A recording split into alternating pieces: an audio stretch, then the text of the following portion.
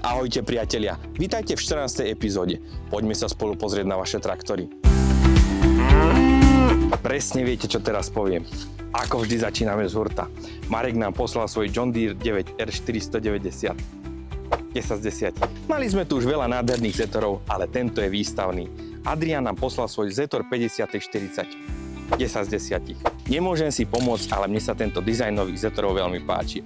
Pavol nám poslal svoju Proximu 110 CL. 10 z 10. Určite poznáte ten pocit rozrábania pri západe.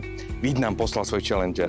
8 z 10. Nádherná súprava. Štepán nám poslal svoj New Holland T7 260 s návesom a na burger.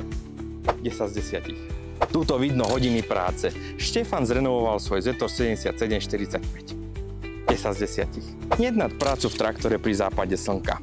Peter nám poslal svoj Zetor 5748. 7 z 10. Nie len pomocník, ale aj závodiak.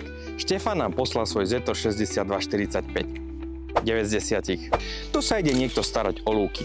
Samuel nám poslal svoj New Holland T7260 aj s bránami. 9 z 10. Aj Peter sa stará o svoj Zetor 52 bez predku. Nádherná práca. 9 z 10. Zetor Super 21. storočia. Matúš vylepšil svoj Zetor LED svetlami.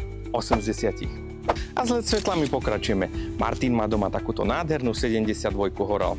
8 z 10. Lukáš pripravil svoju 77 na všetky podmienky. Je tam klíma aj ochranný rám. 8 z 10. Rýchlo domov s tou slamou, lebo sa blíži dážď. Lukáš nám poslal svoj Zetor Crystal 121. 8 z 10. Krištof nám poslal svoj Zetor 25 po generálke pri zvážaní senáže. 8 z 10. Ďalší Zetor v kombinácii zelenej a žltej. Juraj nám poslal svoju 70. 7 z 10. A teraz tu máme niečo od Case IH. Jarda nám poslal svoje MXM-ko pri jarnom rozrábaní. 8 z 10. František nám poslal svoj Zetor 7045 pred generálkou. Držíme palce. 7 z 10. Filip nám poslal svoj Fendt 824 Vario pri odvážaní.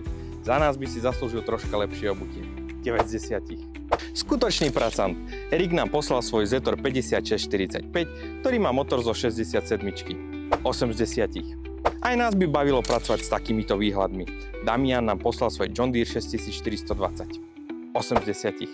Ďakujeme za každú jednu fotku, ktorú ste nám poslali a nezabudnite podporiť svojich favoritov. Vždy v komentároch nájdete názov, ten, ktorý sa vám najviac páči, dajte mu like. My sa vidíme v ďalšej epizóde. Čaute.